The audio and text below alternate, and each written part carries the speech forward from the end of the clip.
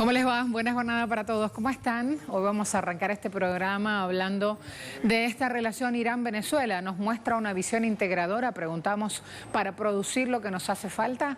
¿Por ese lado debemos ir? Allí el primer interrogante, primer tema que vamos a abordar en este día. Y en Brasil, que es el segundo país con más contagios en el mundo después de Estados Unidos, y el presidente Trump prohíbe el arribo de brasileños a su territorio, preguntamos si están recibiendo una dosis de humanidad a la manera de Trump. Así las cosas, vamos a empezar a ver de inmediato temas que tienen que ver con la nación venezolana y esta relación con Irán, un segundo carguero que ya ha arribado a este país. Y en redes sociales, desde que se conoció la información, se habla de que no solo trajo combustible, también trajo dignidad. Una relación fructífera. Tenemos presencia tanto en red social Twitter, donde tienen la posibilidad de responder estas preguntas y abrir el debate junto a nosotros, sino también tenemos presencia en Instagram. Súmese, la movemos menos a esa cuenta, es verdad, pero allí la importancia de que cada una con su respectivo público pueda también empezar a generar ideas para este debate, líneas de trabajo, hipótesis. Cuando quieran, se vienen conmigo. Vamos a revisar. Portal Sputnik. Irán supera el embargo petrolero delante de las narices de Estados Unidos. Ese es el término que usan. Este suministro es el primer golpe del nuevo frente de coalición contra Estados Unidos, opinó Mohammad Sadegh Yokar, experto en economía política y científico del Instituto Internacional de Estudios Energéticos del Ministerio de Petróleo iraní. El especialista considera que su país hace un llamamiento a todos los países que están sujetos a sanciones de Estados Unidos para que se unan en un solo frente para oponerse a este instrumento en la política internacional estadounidense. Prensa Latina dice, la razón primó en Petroleros Venezuela, lo afirmó el embajador de Irán. En un comentario sobre las circunstancias normales en las que van llegando estos tanqueros iraníes a puertos venezolanos, el embajador de Irán en Venezuela apuntó que todavía hay alguna prudencia en la nación norteña. Teherán advirtió que habría una respuesta firme y contundente en caso de que sus embarcaciones sufrieran agresión. Además, vamos a ver Radio Santa Cruz. Venezuela e Irán desafían hegemonismo de Estados Unidos, así lo plantean en el titular. Debido a las acciones coercitivas implementadas por el gobierno de Donald Trump como parte de las acciones para generar un cambio de gobierno, Venezuela se vio imposibilitada de importar aditivos químicos, insumos y repuestos necesarios para la refinación del crudo nacional. Por primera vez, la República Islámica exporta a América Latina, pero ese hito comercial languidece frente al impacto geopolítico que representa la voluntad de dos países de refrendar sus derechos al libre intercambio frente a la imposición de medidas coercitivas y amenazas de agresión. Vamos a ver entonces también en este caso, tenemos un tuit del canciller venezolano que ya se los muestro, hablando justamente de esta relación bilateral. Fíjense, cuando hablan de cosechar resultados, ¿a qué se refieren? Hoy vemos los frutos del mundo multipolar de nuestra diplomacia bolivariana de paz y de la cooperación sur-sur, ha dicho el embajador. Hemos apoyado en momentos de dificultad en esta relación Irán-Venezuela. Por lo tanto, quiero ir entonces con Jorge Kreines, que es nuestro invitado, a hablar de esta relación y de los pasos que se pueden dar de aquí en más en este espacio, en este ajedrez internacional en el cual nos encontramos. Jorge, bienvenido, buen día. Hola Marcela, buen día, audiencia de Telesur.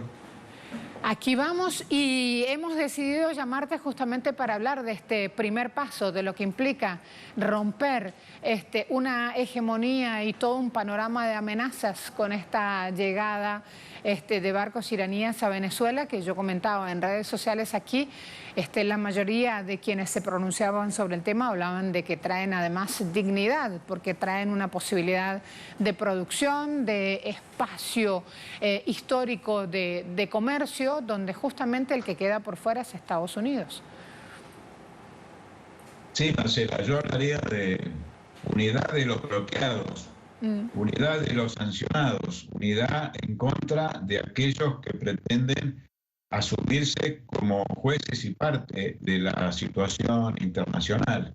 Es un golpe al concepto de supremacía que los Estados Unidos y muy particularmente Donald Trump impulsan desde sus acciones políticas. y pone en cuestión justamente quién tiene derecho a sancionar, que en realidad no son legalmente sanciones porque no están autorizados por el derecho a hacerlo, sino que son medidas coercitivas unilaterales que adopta un país que se cree poderoso. Y en este caso, bueno, es un indicativo y quisiera repetir una expresión de Noam Chomsky: Estados Unidos no ataca, Estados Unidos solamente ataca a países indefensos. Por eso hay que valorar que tanto Venezuela como la República Islámica de Irán, podemos dar el caso de Cuba, que por décadas pretendió ser atacada y no ha ocurrido, porque tienen sus defensas, tienen sus estructuras de protección militar de la soberanía que son importantes. Y por lo tanto, aquí hay una victoria, aunque la noticia está en desarrollo, hay una victoria de quienes defienden la libertad de navegación, la autodeterminación de los pueblos y que se oponen al patrioterismo de una potencia en el plano internacional. Marcela. Cuando me hablas de que es una noticia que está en plena gestación, ¿te estás refiriendo a que faltan todavía que arriben a suelo venezolano otros cargueros que vienen provenientes de Irán? Sí, así es. Y hay que verlo también en el contexto de que está en curso el proceso electoral en los Estados Unidos y un proceso electoral que se da en medio de un fracaso total y absoluto de la política sanitaria que propone Donald Trump, y por lo tanto hay una verdadera crisis humanitaria, ya superan los 100.000 muertos. Y también hay que ver que en todo esto han jugado Rusia y China, que se han opuesto a este tipo de medidas unilaterales que adoptan los Estados Unidos. Por lo cual se dan un conjunto de factores que permiten que se encuentre debilitada la gran potencia del norte y al mismo tiempo los pueblos, en la medida que se unen, como esta unidad que produjeron Venezuela e Irán, que es ejemplar para todos los países del tercer mundo, y al mismo tiempo las fuerzas. Allí se han visto las fuerzas de defensa y la reacción iraní, que fue que en el caso de que en el Mar Caribe sus buques sufrieran algún tipo de dificultad impuesta por los Estados Unidos y otras potencias, hay que decir que también Reino Unido, Holanda y Francia están con buques de guerra en el Mar Caribe, bueno, también habría represalias en el Golfo Pérsico y en otras regiones y se afectaría notablemente todo el tráfico de petróleo a nivel mundial. Por lo tanto, aquí hay un indicativo de que se está gestando una correlación de fuerzas en el mundo y una multipolaridad. Cuando hablo de multipolaridad y de policentrismo, quiero recordar a Hugo Chávez Frías en este terreno cuánto él impulsó este tipo de planteo a nivel internacional.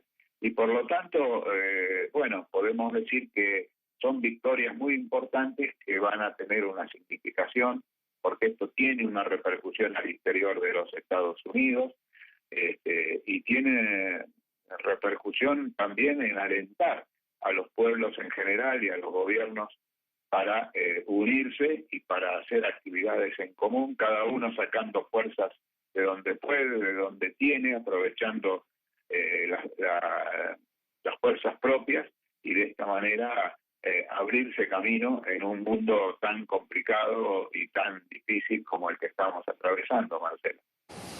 Hay aquí algo para remarcar y es que cada vez que se ha analizado en la jornada de ayer, recién producidos los hechos, por decirlo de alguna manera, cuando se ha analizado este tema de la relación bilateral Irán-Venezuela, se aludía a un gesto un poquito más adelante del 2000 que hacía el presidente Chávez enviando miles de litros de combustible a la nación iraní.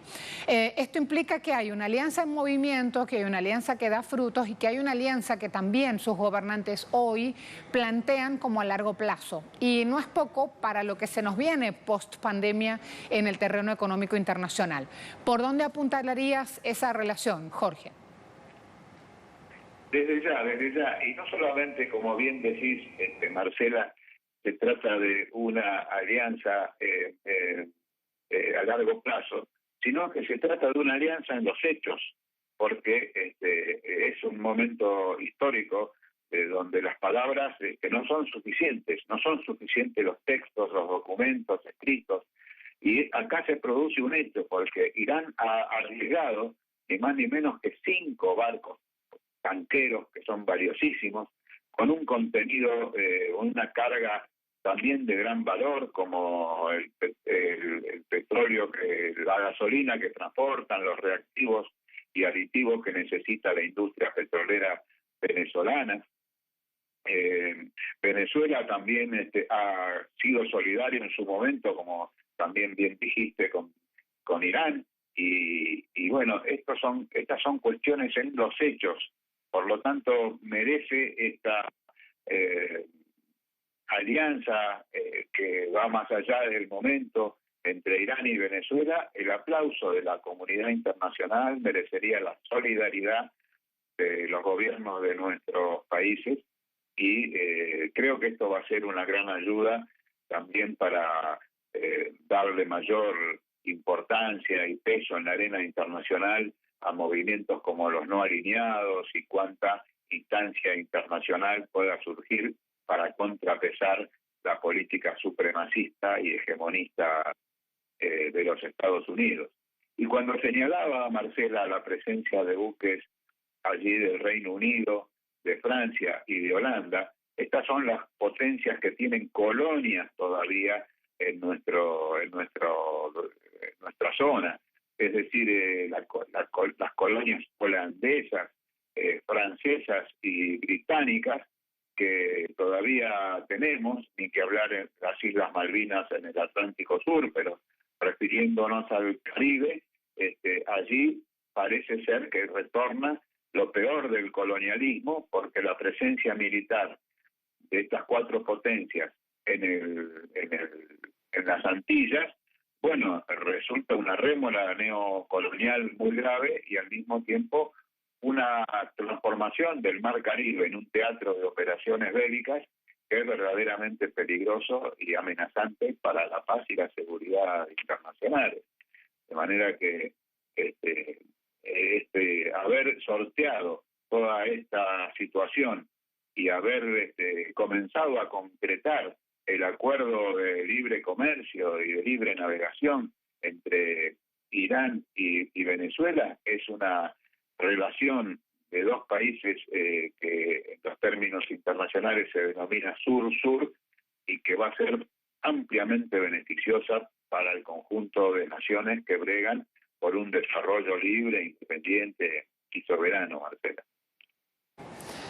Voy a mostrar ahora en números, dame un segundito nada más, por favor, Jorge, lo que implica esta bilateral. Intercambio científico, desarrollo productivo, potenciar la industria del hidrocarburo, impulso financiero. Estamos hablando de tópicos imprescindibles en el mundo que se nos viene justamente. Allí el primer aspecto que resaltamos. Miren la cantidad de ítems que se tocan cuando hablamos de este intercambio bilateral. Además, se promueve el levantamiento de infraestructura, con todo lo que implicaría desarrollar ese sector automovilístico iraní, algo que también ya se han sentado las primeras bases aquí en Venezuela en gestión del presidente Chávez. Desarrollo de protección social, reimpulsar conectividad aérea entre las empresas bandera de ambos países. Fíjate cuántas cosas aparecen, y yo lo resaltaba al iniciar este programa, Jorge, cuando leí un tuit del canciller Arreaza diciendo justamente siempre nos hemos apoyado en momentos de dificultad. Hablemos de esta cooperación sur-sur, que como vemos también nos promete nuevos capítulos. Así es, Marcela, y creo que esto va a dar que hablar por mucho tiempo.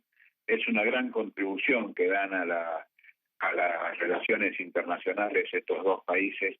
Insisto, son relaciones concretas, no solamente de palabras, no solamente declarativas.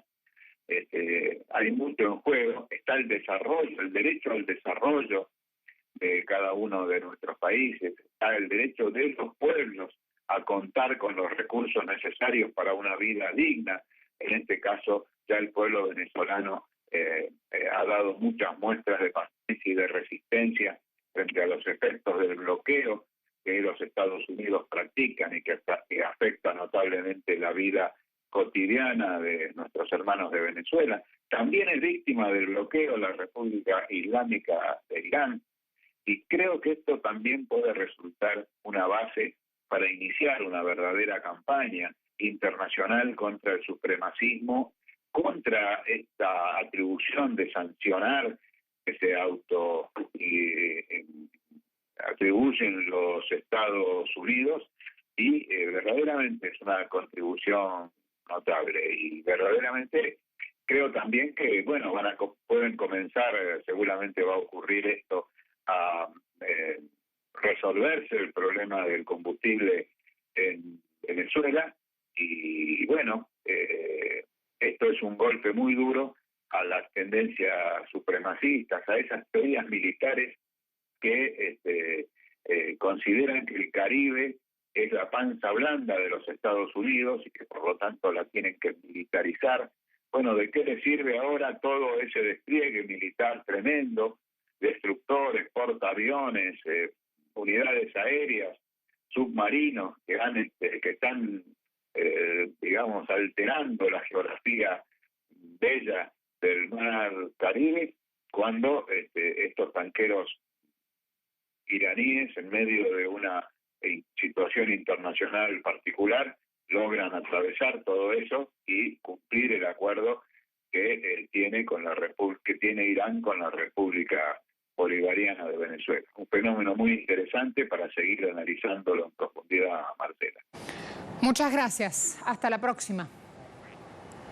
Adiós. Beso. Jorge Creines con nosotros. Leonel Retamal nos espera aquí, nuestro corresponsal en la ciudad de Caracas, me refiero, en esta capital latinoamericana. Cuando quieras, Leonel. Así es, el primer tanquero ya está descargando aquí en Venezuela, en la refinería El Palito. Este proceso comenzó este día, el lunes 25 de mayo. Los trabajadores, los operarios del tanquero, en combinación con los trabajadores, los operarios de PDVSA, iniciaron este proceso de conexión para vaciar y descargar el primer tanquero iraní, el Fortune, que llegó a aguas venezolanas. Fue escoltado, recordemos, por elementos de la Fuerza Armada Nacional Bolivariana, de la Armada y también de la aviación, para que hiciera un arribo seguro hasta costas venezolanas. Este es el primero de 5 que están programados que lleguen a Venezuela. Ayer lunes llegó el segundo, el Forest, y se espera que durante la semana hagan su arribo también aquí a Venezuela los otros 3, el Faxon, el Petunia y el Clavel, que vienen directamente desde la República Islámica de Irán. Atravesaron todo el mar Mediterráneo, el Océano Atlántico, y han llegado estos 2 primeros ya sin novedad aquí a Venezuela. Recordemos que esta es una alianza estratégica entre 2 países que tienen que ver con el fortalecimiento de los lazos en cooperación energética. Los distintos actores políticos han dicho que es una relación comercial habitual que no debería por qué despertar dudas o inquietudes como lo hizo en semanas previas de parte de Estados Unidos. Y el día de ayer precisamente el embajador de Irán señalaba este punto, que esto es una buena señal para la libertad de tráfico, la libertad de comercio en todo el mundo, que estos barcos estén llegando a Venezuela con el combustible, también con aditivos y repuestos, como señaló el ministro del Petróleo, Tarek El Aissami, para levantar, para potenciar el desarrollo de Venezuela en materia de refinamiento. Así es que estaremos pendientes de lo que ocurre durante la semana con el arribo de los últimos 3 tanqueros iraníes que traen este cargamento a costas venezolanas. Vamos a ver, me quedaron algunos datos para contextualizar esta relación justamente Venezuela-Irán, y vale la pena justamente ir a mostrarlos. Cuando hablamos del derecho internacional Venezuela-Irán, vamos a hablar de que entre estos países destacan que ambos se comprometieron a un nuevo esquema geopolítico mundial en el espacio llamado MNOAL, que es el Movimiento de Países No Alineados. Ambos piden respeto a los principios consagrados en la Carta de Naciones Unidas. Eso también es vital de conocer. ¿Qué es lo que buscan? ¿Qué es lo que quieren? El impulso al multilateralismo, y buscan Irán, Venezuela, juntos, afianzar este esquema de relaciones pluripolar y multicéntrico del Plan de la Patria 2019-2025. Toda esta información está en el siguiente gráfico, justamente. Allí van a encontrar esta tarea que hacen ambos países. Y en Twitter, la relación Irán-Venezuela nos muestra una visión integradora para producir lo que nos hace falta, y ustedes dicen sí, 79,5%, no 15,4%, no sé 5,1%. Está buena la participación a esta hora, 471 votos, vamos a ir sumando, vamos a ir acercando información. Mientras tanto, también hay otros puntos del mundo para ir mostrándoles, a ver qué ocurre en otra nación de nuestra América. Convenio con los hospitales, ¿no? Y entonces voy a pasar la otra presentación, por favor, los avances en este mes, para dar las gracias por ese trabajo conjunto en el cual todo el mundo logra trabajar para sacar adelante realmente el acuerdo.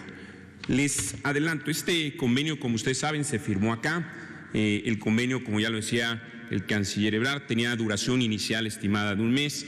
El acuerdo es seguir un mes más adelante con dicho acuerdo, y repasaremos algunos de los números y algunas de las cosas más importantes.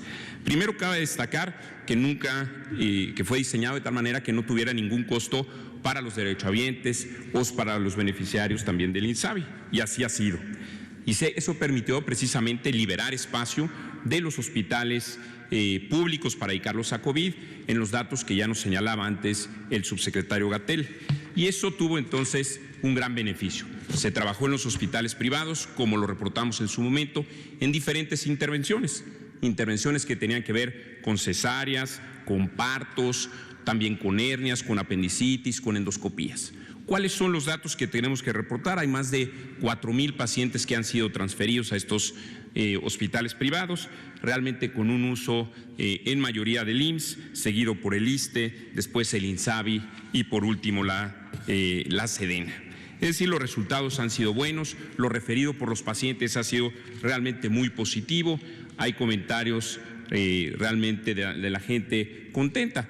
Podemos imaginar alguna mujer que iba a dar a luz y tenía la preocupación de qué iba a pasar, terminó yendo a un hospital donde no había pacientes COVID, un hospital donde realmente le dieron el mismo servicio como si hubiera estado en su unidad, y realmente con la tranquilidad de estar todo bajo control. Entonces creo que nos queda agradecerle sin duda a Mario González Ulloa el trabajo hecho por la Asociación Nacional de Hospitales Privados, a Gustavo Fernández del Consorcio Mexicano de Hospitales, y bueno, vemos con una muy excelente señal de nuestra parte el continuar como siempre trabajando juntos unos y otros en pro de la salud de México para sacar adelante a México. Al final México es uno, tu México, mi México, nuestro México, y tenemos que trabajar todos. Entonces, muchísimas gracias por esta primera etapa, muchísimas gracias, señores secretarios, por todo, y a los directores y a las instituciones. Creo que es un gran ejemplo de trabajo conjunto. Si les parece, y me da permiso, señor presidente, pasaría a reportar el avance ahora sí de Juntos por la Salud. Juntos por la Salud, como ustedes saben, es una iniciativa en el que hay un trabajo conjunto del sector privado, de las asociaciones de la organización civil, también de la academia y del gobierno federal. ¿Con qué idea? La idea es igual, apoyar y cómo vamos a trabajar para que a México le vaya bien. Quiero agradecer todo el trabajo que hemos hecho en esta materia con los diferentes entes de gobierno, con el secretario de Relaciones Exteriores, con el canciller Ebrard, así como con su equipo, con la subsecretaria Delgado y todo el grupo de trabajo realmente en Juntos por la Salud. Me dio mucho gusto ver el reconocimiento a la condecoración Miguel Hidalgo, ¿no? Me parece que es un acto excelente del gobierno hacia los médicos y al personal de salud, realmente nos parece muy positivo. Hemos participado en esta iniciativa muchísimos grupos y realmente es un trabajo que nace entre el TEC de Monterrey, la Facultad de Medicina de la UNAM, la Fundación Mexicana para la Salud, la Fundación BBVA y después muchos grupos que se han ido subiendo. Tenemos hoy el gusto de tener aquí con nosotros a la CIRT, que ha sido clave en ese ejercicio, gracias a José Luis y a su grupo, y también al Consejo Mexicano de Negocios, gracias Regina y todos ustedes por todo el apoyo en hacerlo realidad. En el ejercicio de Juntos por la Salud, el compromiso inicial era ayudar en 4 partes. Una primera que tenía que ver con el equipo de protección de personal, una segunda con agua potable, con hospedaje y con transporte. Podemos decir con mucho orgullo que estamos llegando a los 32 estados, como fue el acuerdo. También podemos decir que ya estamos llegando a 87 hospitales, que tendremos distribuidos más de 500,000 de kits médicos, que hay más de 550 empresas hoy sumadas. Cada vez se me complica más poner los logotipos, pues ya no caben, pero hay un gran compromiso de todos. Y más de 24,000 personas físicas que también han hecho sus aportaciones de manera individual. Si vemos la siguiente, podemos distinguir, como decía yo antes, que estamos llegando a 87 hospitales, a 32 estados. Hemos hecho trabajo ya por 4.3 millones de pares de guantes, por cubrebotas, por cubrebocas, mascarillas, gogles, gorros. Es decir, estamos trabajando constantemente en esa materia. Y también en coordinación con la Cruz Roja, trabajamos en la instalación del hospital de campo en el INER. La siguiente, por favor. Un trabajo también muy interesante, entre los que se han subido la Asociación Nacional de Transporte Privado de la Ciudad de México, que ha trabajado con nosotros. También se está trabajando en la mejora en la producción de equipos en México para que estos equipos nos puedan ayudar, tanto equipos de protección personal como también ventiladores que vamos a anunciar en los siguientes días. Hay un tema importante donde se ha estado donando también aguas en los diferentes institutos, en los diferentes hospitales, y también importante recalcar que los grupos hoteleros han favorecido la apertura de algunos hoteles para que el personal de salud pueda dormir ahí. Había inquietud de algunos de ellos de volver a casa y, si estuvieran contagiados, contagiar a la familia, y en trabajo conjunto con las diferentes instituciones sacamos adelante esa iniciativa, y algunos de los médicos están pudiendo dormir también en algunos de estos hospitales, lo que suma ya más de 15,000 noches. La siguiente, por favor. También una tarea grande fue la de trabajar en el donativo de ventiladores, y hay en total un número que supera los 3,000 ventiladores que se están aportando y se están aportando en las siguientes semanas. Ayer, por ejemplo, estuvimos en Puebla, estuvimos en el Estado de México también entregando ventiladores, y esto va con ayuda de todos los diferentes grupos que nos han estado apoyando. Importante señalar un apoyo destacado también del doctor Novelo en el trabajo en la liberación de los ventiladores para que estos vayan llegando a las diferentes geografías. La siguiente, por favor.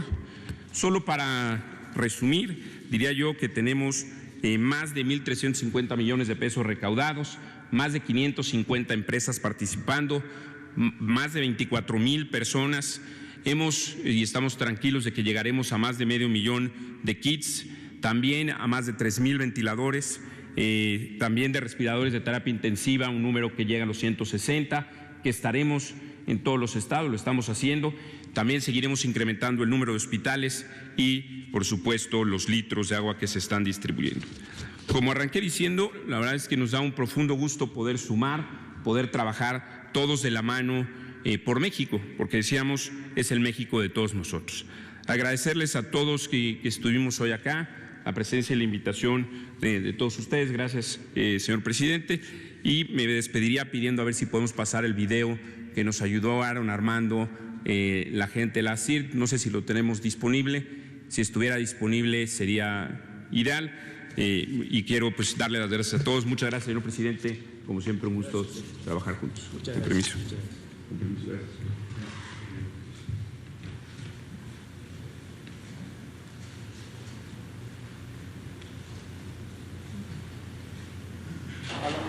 Mientras comienzan las preguntas, se va moviendo un poquito más este encuentro. Les quiero contar que la Fundación Mexicana para la Salud tiene un asiento en el Consejo de Salubridad General y entre todos coordinan esfuerzos, hablo de academia, de empresas, de gobiernos, y por eso esta participación que tuvieron allí de esta iniciativa llamada Juntos por la Salud, que está presentando resultados, que ya ha hecho donaciones. ¿Por qué? Porque atraviesa México esta última semana de un plan donde luego va a empezar a cambiar. Están evaluando justamente cómo salir al ruedo de producción, así que actualizar continuamente la información que suben a plataformas es lo que están diciendo es vital. Allí entonces Fíjense los testimonios, el video que estaban viendo, lo que se está mostrando justamente a raíz de este evento.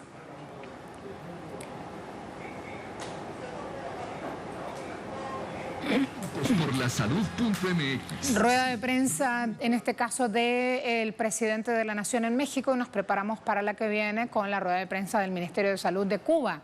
Ya todos los países de la región van hablando justamente de cómo ir haciendo la desescalada. Nos vamos a Cuba. Todas las mañanas.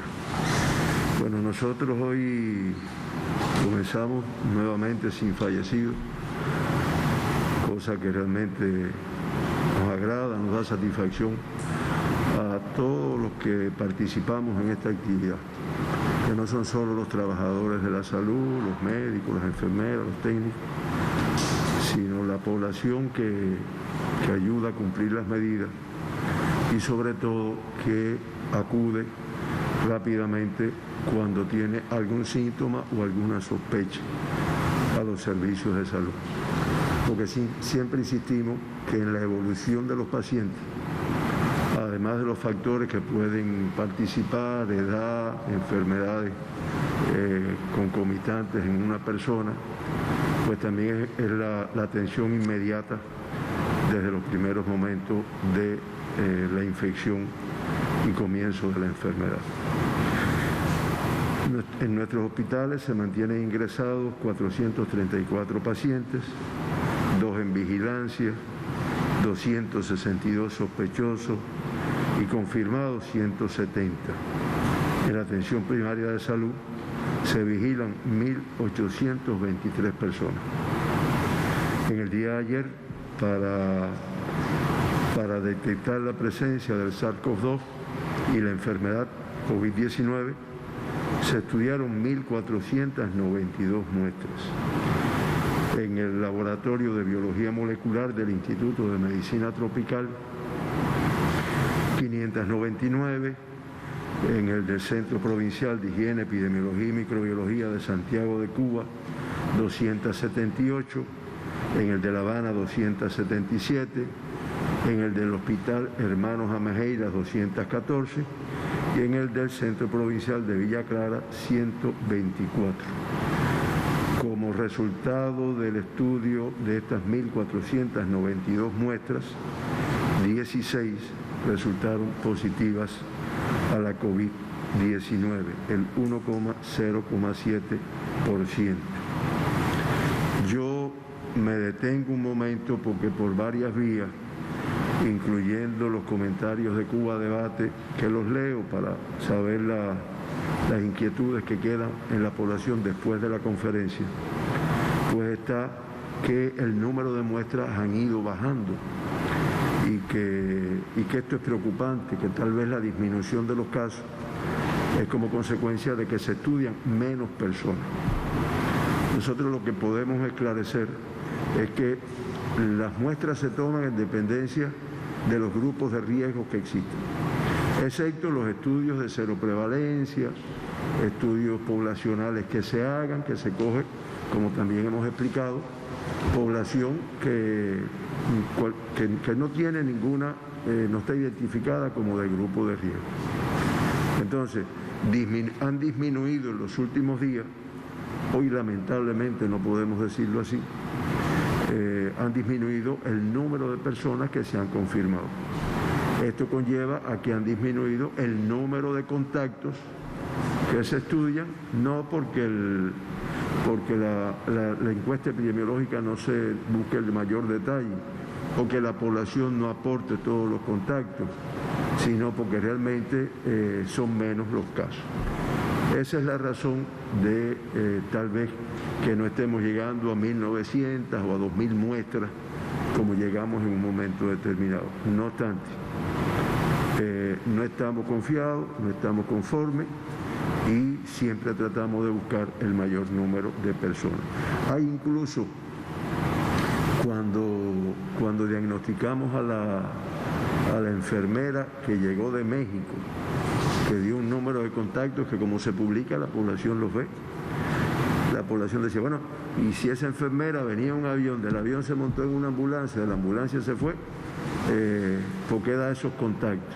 Bueno, porque tal vez muchos son personas que venían con ellas en el avión y que indiscutiblemente se mantienen como contacto. Dicho esto, podemos decir que ya en el acumulado de muestras estudiadas en nuestro país suman 97.003 muestras realizadas y 1.963 personas han sido positivas a la COVID-19 en Cuba, el 2%.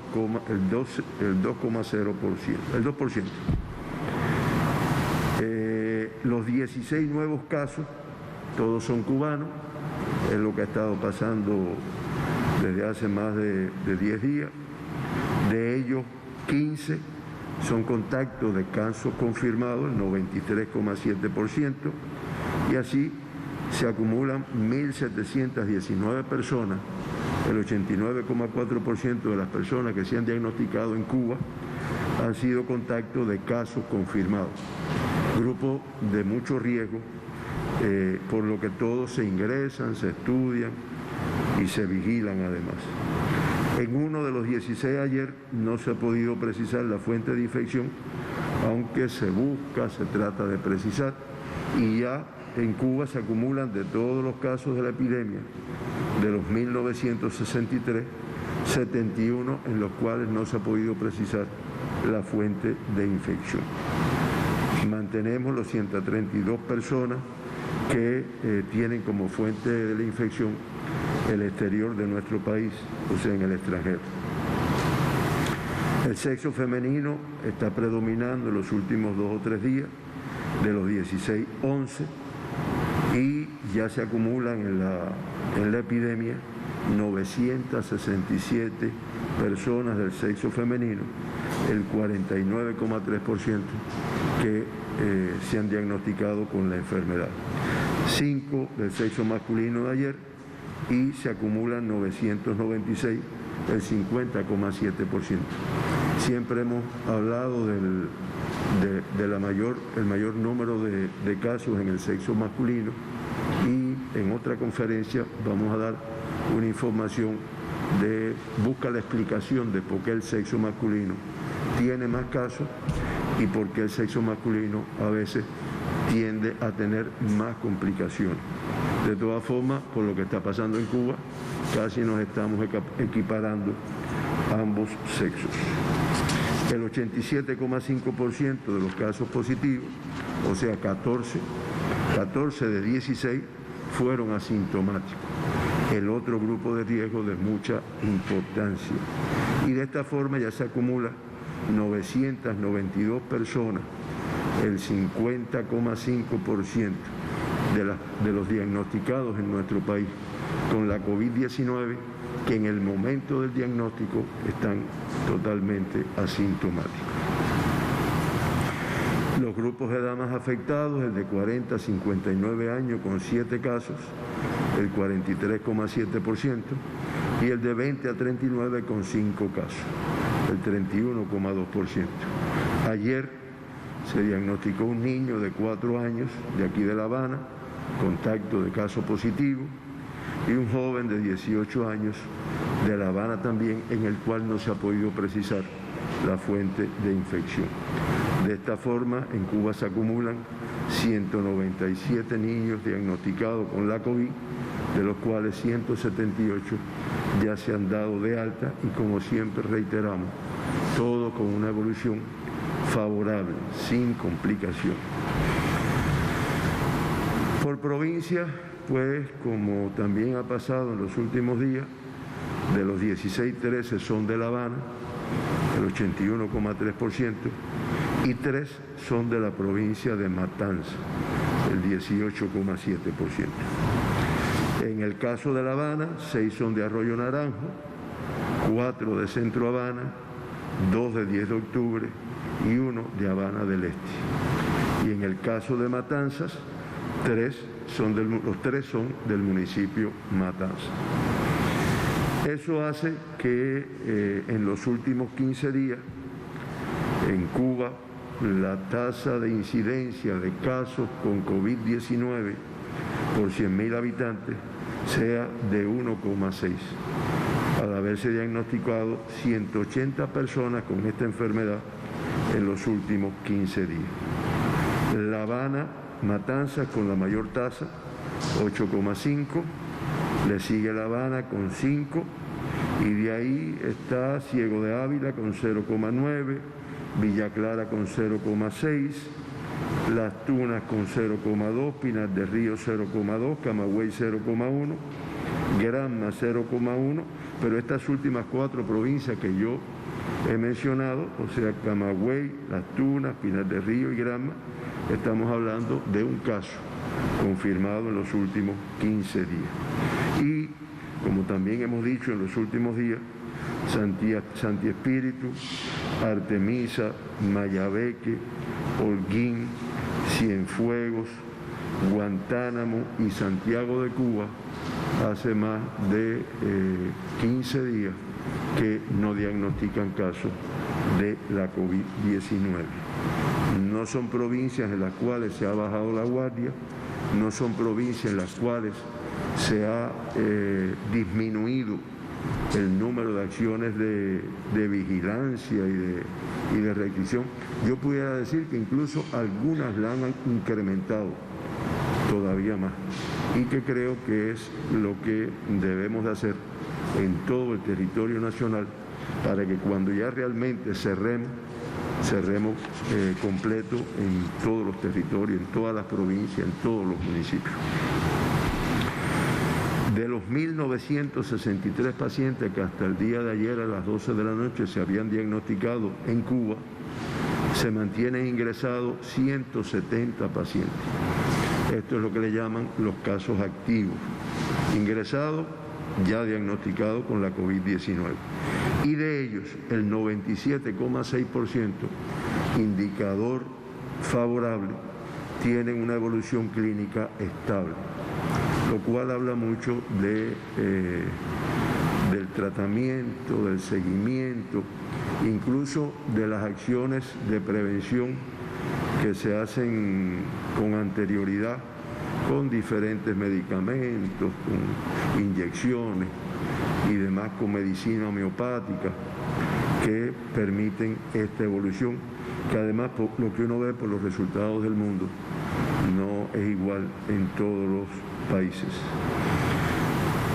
Lamentamos las 82 personas que han fallecido en nuestro país como consecuencia de esta enfermedad o con esta enfermedad, y eso hace que la letalidad de Cuba sea de 4,17%.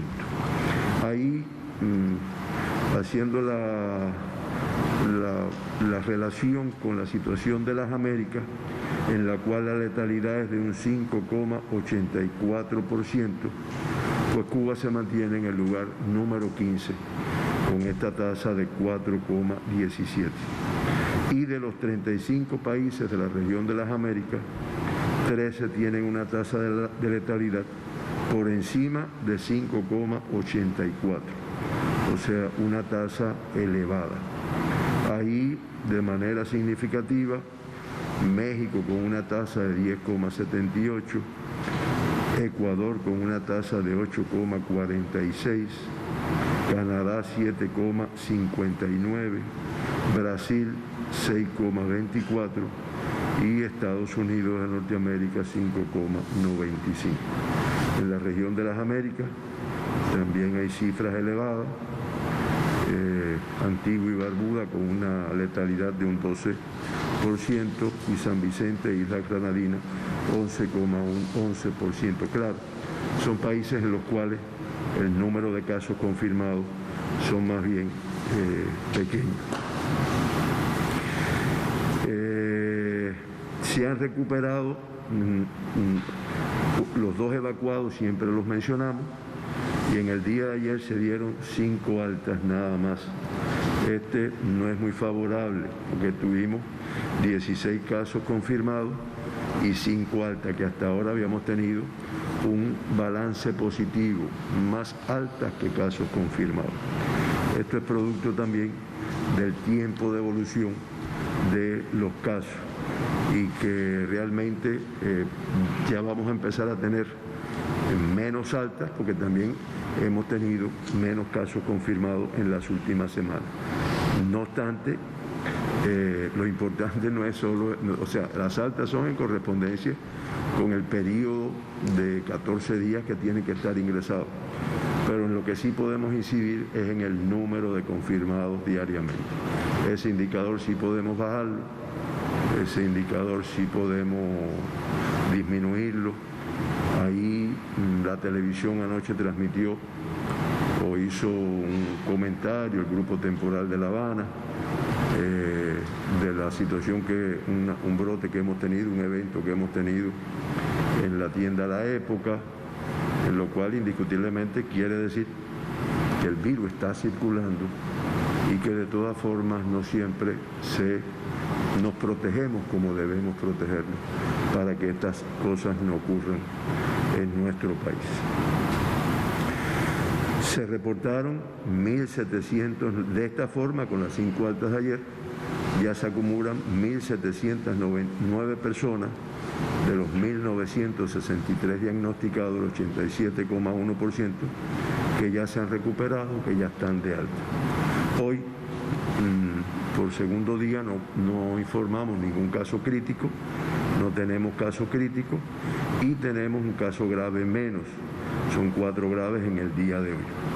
Estos 4 pacientes graves, 3 son del Hospital Salvador Allende de La Habana, o 3 están ingresados en este hospital, y 1 está ingresado en el Hospital Militar Mario Muñoz Monroy.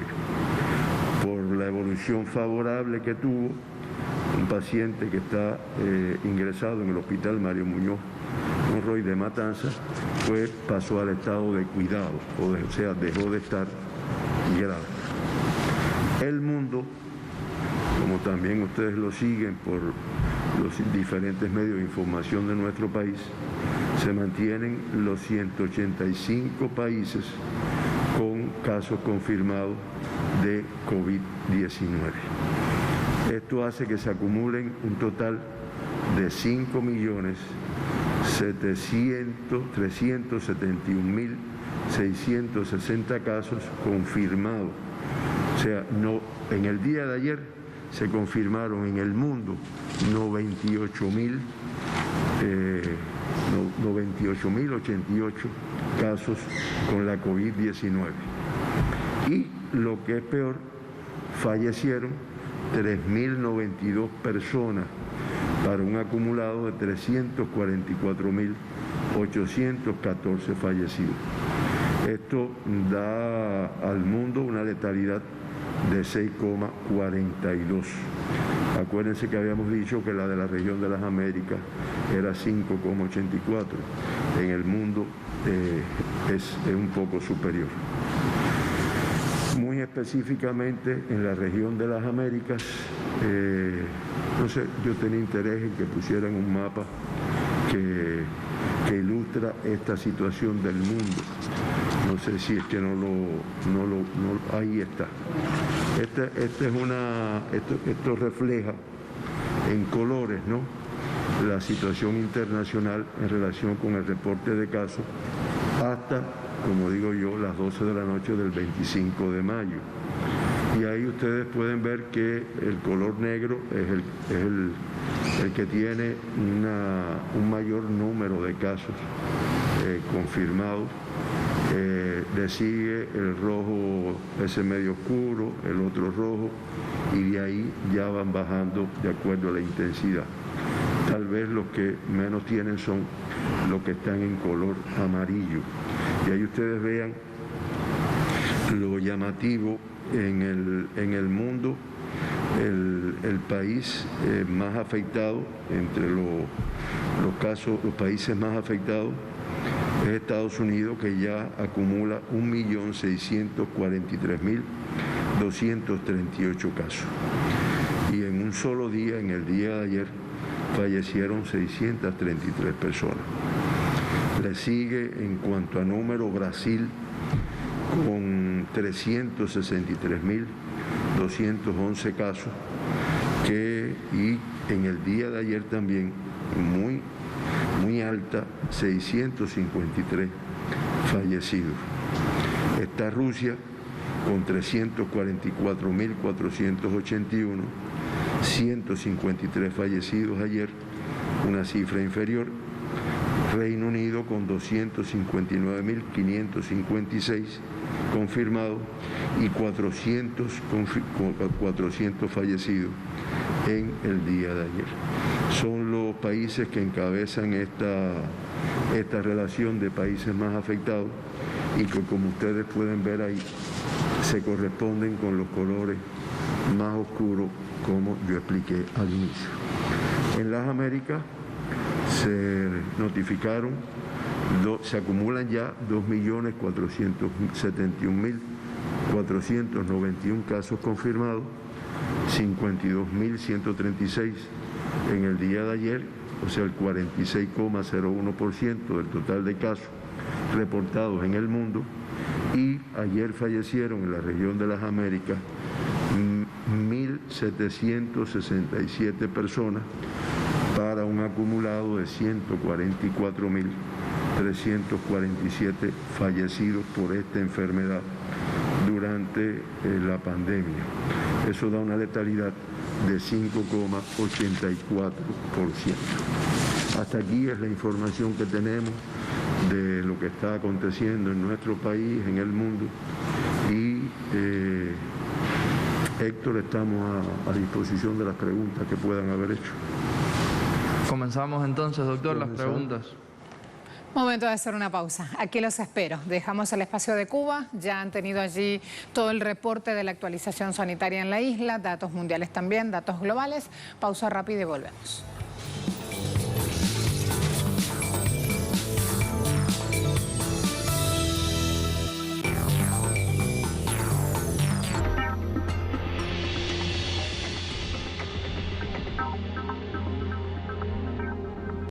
Podrás mantenerte informado sobre el acontecimiento mundial y disfrutar de todo nuestro contenido de manera personalizada desde tu dispositivo móvil o tablet, a través de nuestra aplicación. Cada vez más conectados y más cerca de los pueblos del mundo. Telesur, la señal informativa de América Latina y el Caribe.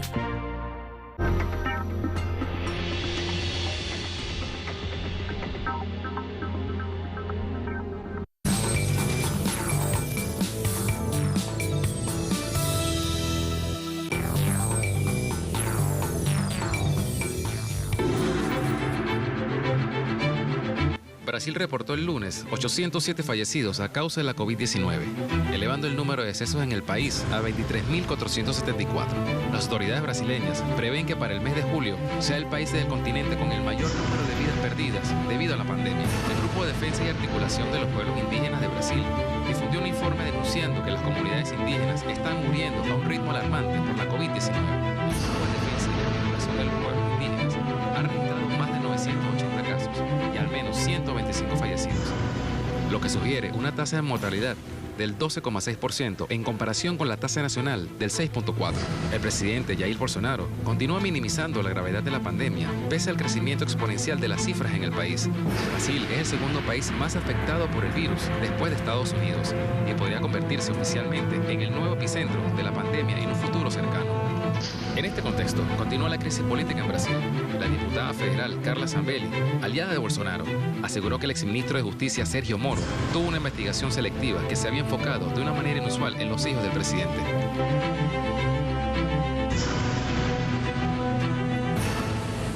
Rapidito actualicemos. Norteamérica dice, Brasil mantiene el uso de hidroxicloroquina pese a las suspicacias de la OMS. El gobierno de Brasil mantiene su actual autorización para usar este insumo en casos leves de COVID-19, a pesar de que el doctor Tedros de la Organización Mundial de la Salud informara al mundo que ha suspendido ensayos clínicos por un informe que alerta de los efectos adversos de este fármaco. Según el estudio de agencias científicas, este tratamiento usado hasta ahora contra la malaria está relacionado con un mayor riesgo de muerte y enfermedades cardíacas, lo que hace que se desaconseje su uso. Además, el comercio dice muerte y negación en la capital de la Amazonía brasileña, Manaus. Familiares niegan la posibilidad de que el COVID-19 se cobrase la vida de sus seres queridos y esto supone que la cifra real de fallecidos sea mucho mayor. Médicos y psicólogos dicen que la negación de base procede de una mezcla de desinformación, falta de educación, escasez de pruebas y mensajes contradictorios de los líderes políticos del país. El presidente Bolsonaro se ha resistido a imponer cuarentenas buscando o cuarentenas que tengan como fin buscar que se propague el virus. La cuestión aquí es que Bolsonaro no solo lo dice, sino que muchos de sus funcionarios tienen que enfrentarse con él cada vez que quieren aplicar cuarentena o confinamiento. Él ha dicho que ese tipo de medidas no merecen la pena por su costo económico. Allí entonces los puntos, a esta hora también sumo con las respuestas que ustedes aplicaron en Twitter. Dijimos, Brasil es el segundo país con más contagios en el mundo después de Estados Unidos y el presidente Trump prohíbe el arribo de brasileños a su territorio. Una dosis de humanidad a la manera de Trump. Hay 455 participaciones a las 8 y 7 de la mañana y dicen sí, 40%, beben de la misma agua, 51.2%, no, 5,5% y no sé, 3,3%. Gracias a todos por ver Agenda Abierta. Los espero aquí el día de mañana.